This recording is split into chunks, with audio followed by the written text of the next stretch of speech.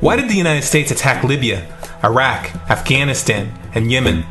Why are U.S. operatives helping to destabilize Syria? And why is the United States government so intent on taking down Iran, in spite of the fact that Iran has not attacked any country since 1798? And what's next?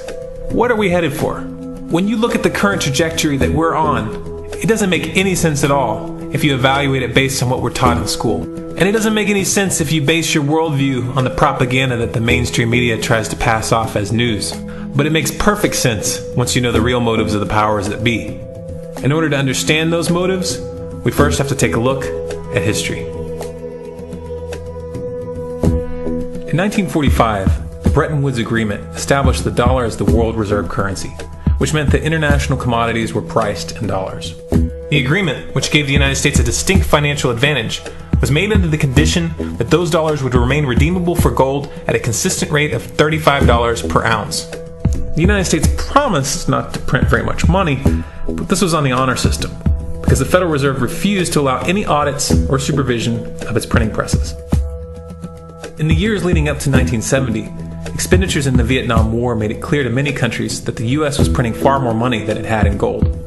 And in response, they began to ask for their gold back. This, of course, set off a rapid decline in the value of the dollar. The situation climaxed in 1971 when France attempted to withdraw its gold and Nixon refused. On August 15th, he made the following announcement. I have directed the Secretary of the Treasury to take the action necessary to defend the dollar against the speculators. I have directed Secretary Connally to suspend temporarily the convertibility of the dollar into gold or other reserve assets, except in amounts and conditions determined to be in the interest of monetary stability and in the best interest of the United States. This was obviously not a temporary suspension, as he claimed, but rather a permanent default. And for the rest of the world who had entrusted the United States with their gold, it was outright theft. In 1973, President Nixon asked King Faisal of Saudi Arabia to accept only US dollars as payment for oil and to invest any excess profits in US Treasury bonds, notes, and bills. In return, Nixon offered military protection for Saudi oil fields. The same offer was extended to each of the world's key oil-producing countries, and by 1975, every member of OPEC had agreed to only sell their oil in US dollars. The act of moving the dollar off of gold and tying it to foreign oil instantly forced every oil-importing country in the world to start maintaining a constant supply of Federal Reserve paper. And in order to get that paper, they would have to send real physical goods to America. This was the birth of the petrodollar. Paper went out, everything America needed came in, and the United States got very, very rich as a result. It was the largest financial con in recorded history.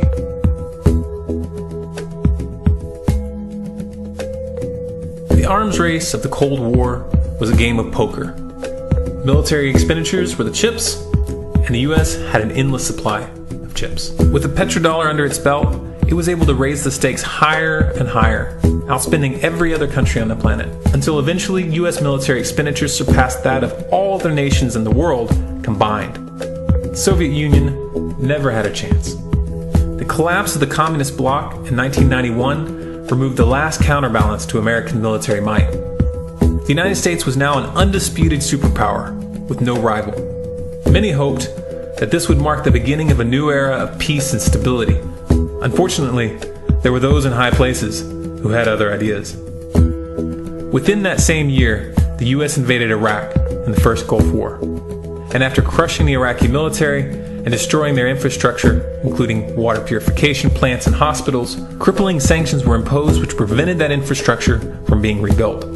These sanctions, which were initiated by Bush Sr. and sustained throughout the entire Clinton administration, lasted for over a decade and were estimated to have killed over 500,000 children. The Clinton administration was fully aware of these figures. We have heard that 500,000 children have died. I mean, that's more children than died in Hiroshima. And you know, is the price worth it? I think this is a very hard choice, but we think the price is worth it. Miss Albright, what exactly was it that was worth killing 500,000 kids for? In November of 2000, Iraq began selling its oil exclusively in euros. This was a direct attack on the dollar and on U.S. financial dominance, and it wasn't going to be tolerated. In response, the U.S. government, with the assistance of the mainstream media, began to build up a massive propaganda campaign claiming that Iraq had weapons of mass destruction and was planning to use them.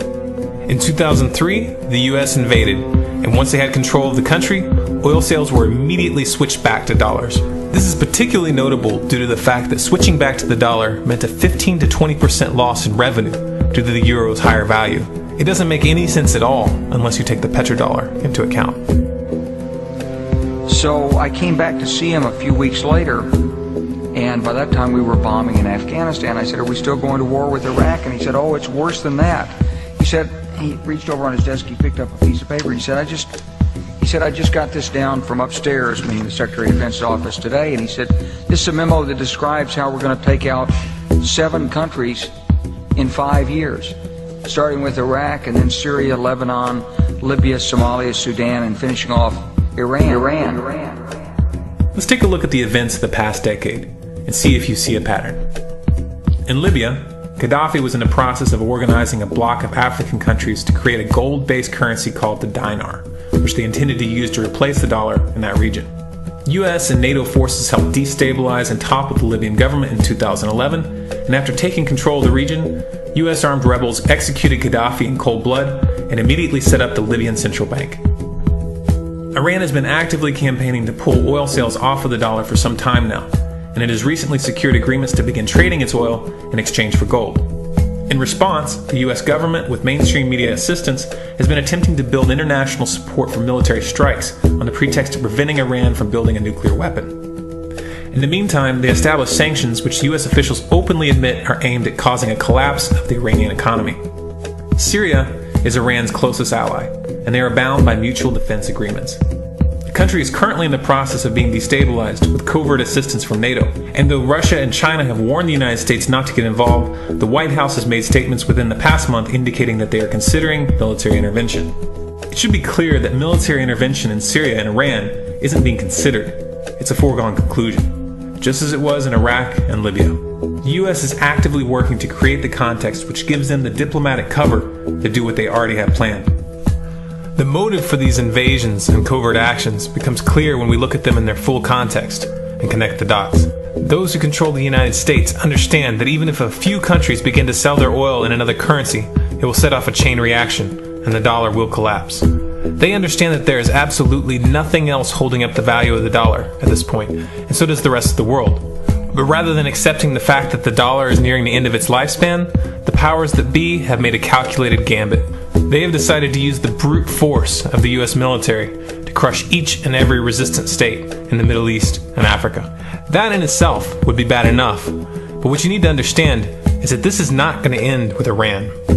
China and Russia have stated publicly and on no uncertain terms that they will not tolerate an attack on Iran or Syria. Iran is one of their key allies, one of the last independent oil producers in the region, and they understand that if Iran falls, then they will have no way to escape the dollar without going to war. And yet the United States is pushing forward in spite of the warnings. What we are witnessing here is a trajectory that leads straight to the unthinkable.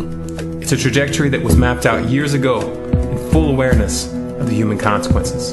But who was it that put us on this course? What kind of psychopath is willing to intentionally set off a global conflict that will lead to millions of deaths just to protect the value of a paper currency? It obviously isn't the president. The decision to invade Libya, Syria, and Iran was made long before Obama had risen to the national spotlight. And yet, he's carrying out his duty just like the puppets that preceded him. So who is it that pulls the strings? Often the best answer to questions like this are found by asking another question. Qui bono? Who benefits? Obviously, those who have the power to print the dollar out of thin air have the most to lose if the dollar were to fall. And since 1913, that power has been held by the Federal Reserve. The Federal Reserve is a private entity owned by a conglomerate of the most powerful banks in the world. And the men who control those banks are the ones who pull the strings. To them, this is just a game. Your life and the lives of those you love are just pawns on their chessboard. And like a spoiled 4-year-old who tips the board onto the floor when they start to lose, the powers that be are willing to start World War III to keep control of the global financial system. Remember that when these wars extend and accelerate. Remember that when your son or your neighbor's son comes back home in a flag-draped coffin. Remember that when they point the finger at the new boogeyman, because the madmen who are running this show will take this as far as you allow them to. So how much time do we have left? It's a question I hear constantly, but it's the wrong question. Asking how much time we have left is a passive posture. It's the attitude of a prisoner who's waiting to be taken out to a ditch and shot in the back of the head. What are our chances? Can we change course? Also the wrong question. The odds don't matter anymore.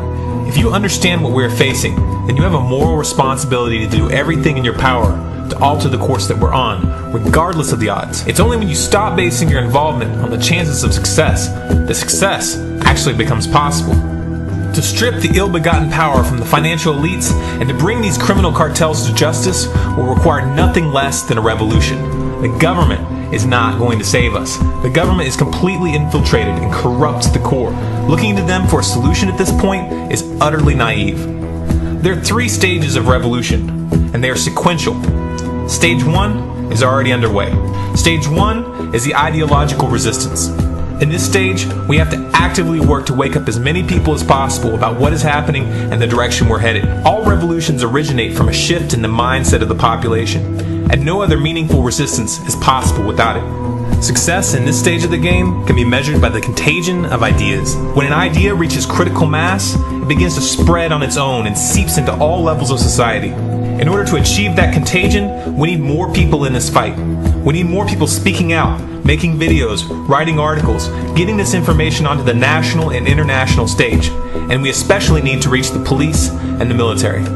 Stage 2 is civil disobedience, also known as nonviolent resistance. In this stage, you put your money where your mouth is, or more accurately, you withhold your money and your obedience from the government, and you do everything in your power to bring the gears of the state to a halt. Practiced in mass, this method alone is often enough to bring a regime to its knees.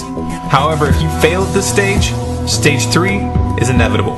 Stage 3 is direct physical resistance. Direct physical resistance is the last resort, and it should be avoided and delayed as long as possible. And it should only be invoked after all other options have been thoroughly exhausted.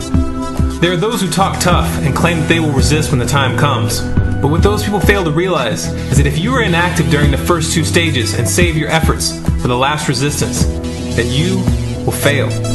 When the Nazis were moving door to door, dragging people out of their homes in Germany, that was the time to fight back physically. But due to the lack of ideological resistance and civil disobedience leading up to that moment, even an armed uprising would have likely failed at that point. An armed uprising can only succeed if the people have established an attitude of active resistance. And active resistance is only possible after their minds have broken free from the mainstream propaganda. If you want to fight back, it's now or never. You're not going to get another chance, and the stakes are far higher than they were in Nazi Germany.